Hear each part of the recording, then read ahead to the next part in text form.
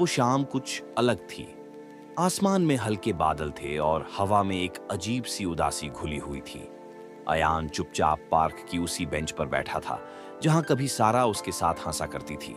कभी इसी जगह पर दोनों ने सपने देखे थे, छोटी छोटी बातें, बड़ी बड़ी उम्मीदें। अयान अक्सर कहा करता था, सारा, अगर तुम साथ हो तो दुनिया छोटी लगती है। और सारा मुस्कुराकर कहती, अगर तुम छोड़ गए तो दुनिया बहुत बड़ी हो जाएगी। लेकिन वक्त ने वही किया जो अक्सर सच्ची मोहब्बत के साथ करता है। सारा एक सादे घर की लड़की थी और अयान के सपने बहुत ऊंचे थे। दोनों एक दूसरे से बेइंतहा मोहब्बत करते थे, मगर हालात हमेशा मोहब्बत के खिलाफ खड़े हो जाते हैं। एक दिन सारा की मां ने कहा, बेटी, प्यार से घर नहीं चलता।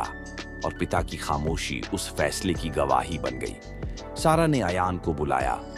वही पुराना पार्क, वही बेंच, मगर आज उसकी आंखों में मुस्कान नहीं, बस आंसू थे।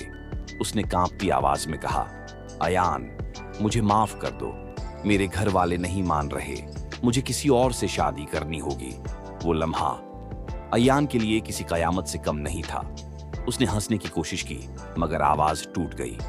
तो हमारे सपने, हमारी बातें, हमारा कल। सारा की आंखों से आंसू गिरते रहे।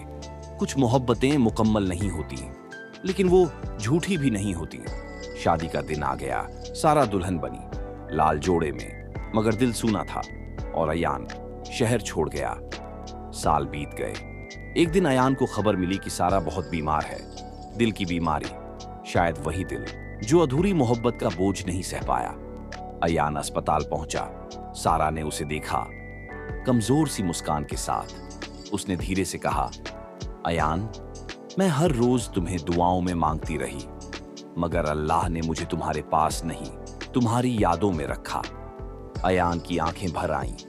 उसने सारा का हाथ पकड़ा। अगर मैं तुम्हें भूल पाता तो आज इतना टूटता नहीं।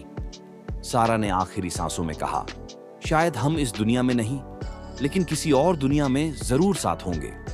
और फिर उसकी आंखें हमेशा के लिए बंद हो गईं। आज भी अयान उसी बेंच पर बैठता है, हाथ में एक पुराना खत जिस पर लिखा है, कुछ प्यार किस्मत में नहीं होते, लेकिन दिल से कभी नहीं जाते।